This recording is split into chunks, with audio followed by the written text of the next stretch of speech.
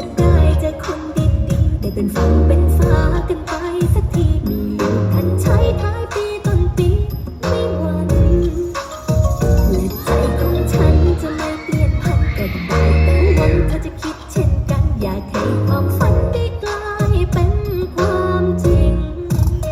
ได้โปรดอย่าใจร้ายจากผู้ชายที่แสนดีกลายเป็นรักสีลงมือทำร้ายหัวใจหากมีวันใดสองเรานั้นต้องห่างไกลให้เธอพกรูปของฉันเอาไว้คอยเตือนคอยย้ำไม่ให้หวั่นไหวบอกเขาเลยว่าเธอมีแฟนแล้วบอกเลยคนดีและความรักเราที่มีดังวันนักคดีสีชมพู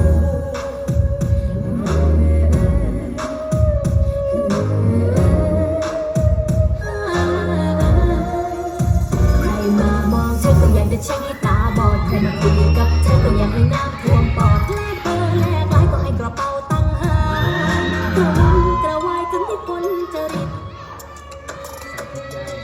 ถ้าเปรียบให้พี่เป็นยักษ์สีวันนี้พี่คิดจะรักษาพี่จะไม่หลอกไม่เหมือนจะทีจะเป็นเด็กดีที่รักจ๋าพี่จะไม่ดื้อจะไม่ซนไม่ต้องกังวลนักหนาถ้าพี่แค่สาวเป็นรัศมีย่อมโดนคนดีพิพากษาถ้าเปรียบให้พี่เป็นปิดทองน้องคงเป็นแก้วหน้าม้าถ้าเปรียบให้พี่ดำเหมือนกับนกน้องคงจะเหมาะเป็นรจนาถ้าเปรียบให้พี่เป็นคาวีคนดีคงเป็นแม่จันทร์สุดาวันนั้นคดีสีชมพูและไอ้กระจุงจะเหลืออะไร อย่าใจร้ายจากผู้ชายที่แสนดี